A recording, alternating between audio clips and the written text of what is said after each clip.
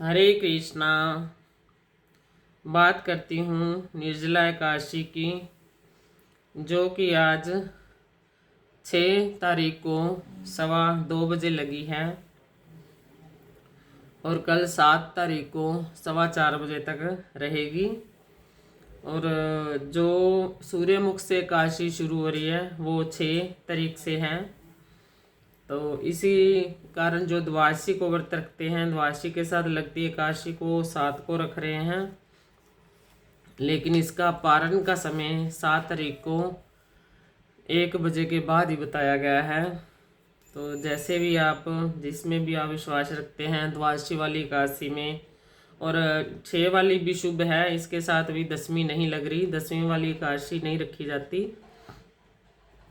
तो दोनों ही शुभ हैं। अगर आप द्वादशी के साथ रखते हैं तो आप 7 को रखेंगे। जैसे भी आपका मन बनता है, विश्वास बनता है, वैसे आप करिए। तो अब मैं आपको निर्जला एकादशी के महात्म और कथा के बारे में बताने जा रही हूँ। श्री भीमसेन बोले कि हे पितामह, भ्राता युधिष्ठिर, माता कुंती, द्रौपदी, अर्जुन, नकुल और सहदेव आदि एकादशी के दान व्रत करते हैं और मुझसे एकादशी के दिन अन्न खाने को मना करते हैं।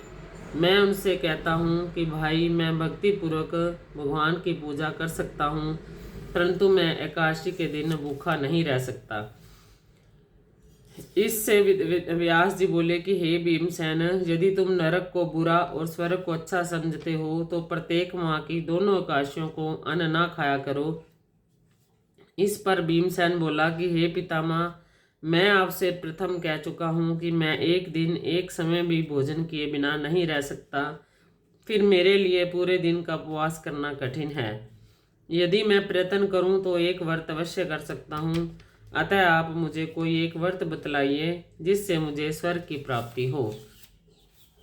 श्री व्यास जी बोले, हे वायुपुत्र, बड़े बड़े ऋषि और महर्षियों ने बहुत से शास्त्र आदि बनाए हैं कि मनुष्यों को दोनों पक्षों की एकादशियों का व्रत करना चाहिए, इससे उन्हें स्वर्ग की प्राप्ति होती है। श्री व्यास जी के वचनों को सुनकर भीमसेन नरक में जाने के कारण अत्यंत भयभीत हुए और लता के समान कांपने लगे। वह बोले, हे पितामह, अब मैं क्या करूं, क्योंकि मुझसे व्रत नहीं हो सकता, अतः आप मुझे कोई एक ही व्रत बतलाइए जिससे मेरी मुक्ति हो जाए। इस पर श्री व्यास जी बोले, हे भीमसेन, कृष्ण और मिथुन संक्रांति के मध्य में ज्येष्ठ माह की शुक्ल पक्ष की एकादशी होती है, उसका निर्जला व्रत करना चाहिए। इस एकादशी के व्रत में स्नान और आचमन में जल वर्जित नहीं है, लेकिन आचमन में 2 मास से जल से अधिक जल नहीं लेना चाहिए। इस आचमन से शरीर की शुद्धि हो जाती है। आचमन में 2 मासे से अधिक जल मद्यपान के समान है। इस दिन भोजन करने से व्रत नष्ट हो जाता है। यदि सूर्य उदय से सूर्यास्त तक मनुष्य जल पान ना करे तो उसे 12 एकादशी के फल की प्राप्ति होती है।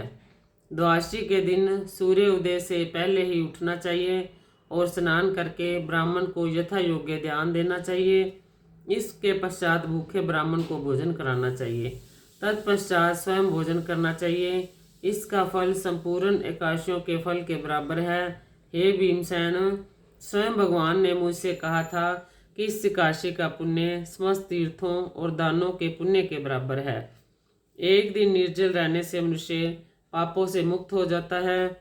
जो मनुष्य निर्जल एकादशी का व्रत करते हैं उसको मृत्यु के समय भयानक यमदूत नहीं दिखते। उस समय भगवान विष्णु के यमदूत स्वर्ग से आते हैं और उनको पुष्पक विमान पर बिठाकर स्वर्ग ले जाते हैं। अतः संसार में सबसे श्रेष्ठ निर्जला एकादशी का व्रत है, अतः यत्न पूर्वक इस एकादशी का निर्जल व्रत करना चाहिए। उस दिन ओम नमो भगवते वासुदेवाय मंत्र उच्चारण करना चाहिए। व्यासदेव जी के ऐसे वचन सुनकर उसे निर्जल व्रत किया। उस भीमसेन जी ने निर्जल व्रत किया। इसी एकादशी को भीमसेनी या पांडव एकादशी भी कहते हैं। निर्जल व्रत करने से पहले भगवान की पूजा करनी चाहिए और उनसे विनय करनी चाहिए कि दूसरे दिन भोजन करूँगा, मैं इस व्रत को श्रद्धा पूर्वक करूँगा, इससे मेरे सब पाप नष्ट हो जाते हैं। इस दिन एक बड़े वस्त्र से ढककर स्वर्ण सहित दान करना चाहिए। जो मनुष्य इस व्रत को 2 पहर में स्नान तप आदि करके करते हैं, उनको करोड़ फल स्वर्ण के दान का फल मिलता है। जो मनुष्य इस दिन यज्ञ होम आदि करते हैं, उसका फल वर्णन भी नहीं हो सकता। इस निर्जला एकादशी के व्रत से मनुष्य विष्णु लोक को जाता है। जो मनुष्य इस दिन अन्न खाते हैं, उन्हें चंडाल समझना चाहिए, वे अंत में नरक में जाते हैं। ब्रह्मा हत्यारे, मद्यपान करने वाले, चोरी करने वाले, गुरु से द्वेष करने वाले, असत्य बोलने वाले इस व्रत को करने से स्वर्ग को जाते हैं। हे बोलने वाले, इस व्रत को करने वाले नरक को जाते हैं। हे कुंती पुत्र, जो पुरुष या स्त्री इस व्रत को श्रद्धा पूर्वक करते हैं, उनका निम्नलिखित कर्तव्य है। उन्हें सर्वप्रथम विष्णु भगवान की पूजा करनी चाहिए। तत्पश्चात गौ का दान करना चाहिए। उस दिन ब्राह्मणों को दक्षिणा, मिष्ठान आदि देना चाहिए। निर्जला के दिन अन्न, वस्त्र, छत्र, उपनह आदि का दान करना चाहिए। जो मनुष्य इस कथा को प्रेम पूर्वक सुनते हैं व पढ़ते हैं, उनको स्वर्ग की प्राप्ति होती है। इति निर्जला एकादशी व्रत कथा। बोल बांके बिहारी लाल की जय। बोल काशी महात्म की जय। सर्वे भवन्तु सुखिनः, सर्वे सन्तु निरामया, सर्वे भद्राणि पश्यन्तु मा कश्चित् दुःखभाग् भवेत्। हरे कृष्णा।